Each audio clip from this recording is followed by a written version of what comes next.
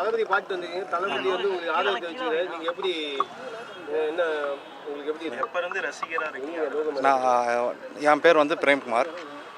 நான் வந்து ஆரம்ப காலத்திலேருந்து தலைவரோட ரசிகனாக இருந்தேன். ஒரு ரசிகனாகவும் ஒரு கிளை ரசிகர் மன்றத்துலேயும் இருந்தேன். அதன் பிறகு நம்ம தொடர்ச்சியாக அவரோட ரசிகனாகவே இருந்தோம். மேற்படி வேறு அமைப்பில் சேரல. நம்ம இப்போ வந்து எடப்பாடியில் சுயேட்சையை நான் போட்டேன். அதாவது நான் சரி எடப்பாடி தொகுதியில் சுயேட்சை போட்டு நிற்கணும் அப்படிங்கிற ஒரு எண்ணத்தில் எடப்பாடி பழனிசாமியை தோக்கடிக்கணும் என்ற எண்ணத்தில் நான் போட்டேன். அது வந்து இன்றைக்கி வந்து அது தளபதி விஜய் அவர்கள் எனக்கு கூப்பிட்டு ஆதரவு தெரிவித்தது மிகப்பெரிய ஒரு எழுச்சி. அந்த தொகுதி மக்கள் மத்தியில் ஒரு மிகப்பெரிய ஒரு தாக்கத்தை உண்டாக்கும். கண்டிப்பாக எடப்பாடி பழனிசாமி தோற்கப்படுவார்.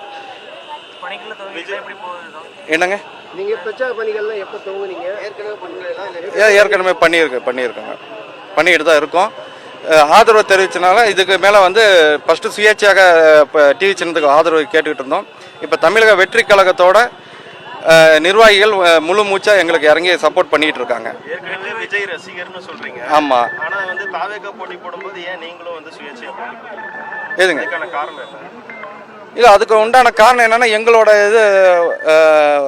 இதை காட்டணும், எதிர்ப்பை காட்டணுங்கிறதுக்காக தான் நாங்கள் போட்டோம். அவர் போட்டாரு, ஆசைப்பட்டு போட்டோம். நாங்கள் வேணானே விலகி இருக்க போறாரு, அவ்வளோதான். இவர் போட நல்லதானே போச்சு. எங்க ரசிகர் தானே, வேற யாரும் போடல. விஜய் சந்திச்சிங்க. விஜய் என்ன சொன்னாரு? இந்த மாதிரி ஆதரவு தெரிவிக்கும் உங்களுக்கு என்ன சொன்னாரு? என்ன அறிவுரை சொன்னாரு? சிறப்பாக செயல்படணும்னு சொல்லியிருக்காரு. கண்டிப்பாக வெற்றி நிச்சயம்னு சொல்லியிருக்காரு.